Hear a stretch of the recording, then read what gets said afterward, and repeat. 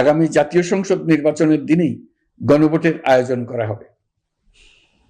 অর্থাৎ জাতীয় নির্বাচনের মতো গণভোটও ফেব্রুয়ারির প্রথমার্ধে একই দিনে অনুষ্ঠিত হবে।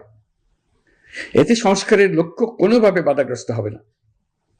নির্বাচন আরো উৎসবমুখর ও সাশ্রয়ী হবে। একটা হচ্ছে জুলাই আদেশ যেহেতু দিয়ে দেওয়া হয়েছে, এখানে আর আদেশটা তো অলরেডি আজকে গ্যাজেট হয়ে গেছে, সুতরাং এটা আর ঝুঁকির মধ্যে নাই, এটা অলরেডি ইমপ্লাইড।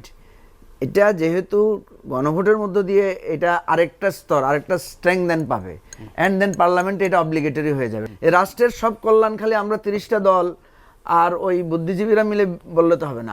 আমরা আমাদের কল্যাণটা দেখেছি, এখন মানুষের কাছে আমরা যাচ্ছি। মানুষের কাছে যাওয়ার এর চাইতে বেটার কোনো ওয়ে নাই।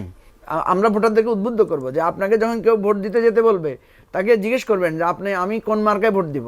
তো সে তো বলবে যে ধানের শীষ বা ঈগল বা হাত পাখা বা দাড়িপাল্লা বলবে, তো সাথে সাথে এটাও জিজ্ঞেস করবেন যে গণভোটে কি দেব, গণভোটে হ্যাঁ না দেব। এবং আমরা এটা চেষ্টাও করব যে রাজনৈতিক দলগুলো একই সাথে 2টা ক্যাম্পেইন করবে, যে আমাকে এই মার্কায় ভোট দেন, গণভোটে হাতে ভোট দেন বা গণভোটে নাতে ভোট দেন। এটা আমার যেটা মনে হয়, আমার ধারণা কি, সেটা হলো ওই পিয়ার পদ্ধতিতে উচ্চকক্ষ। বিএনপি এবং জামাত এখন প্রধান 2টা দল, এদের মধ্যে যে বিরোধ, এই বিরোধটা এমন কিছু না যে দেশ মহা সংকটে পড়ে গেছে।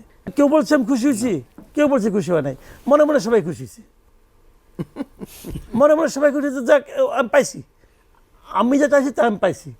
বিএনপি চাইছে একটা বড় কিছু, যে আমি ওই দিন ইলেকশন ওই দিন চাই, পাইছি।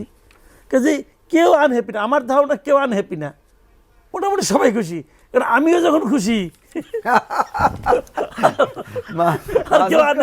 মাসুদ কামাল ভাই যেহেতু খুশি, বাংলাদেশের আর কেউ অখুশি থাকার কোনো কারণ নাই। এই প্রথম এই সরকারের একটা কাজে মাসুদ কামাল ভাই খুশি হলো।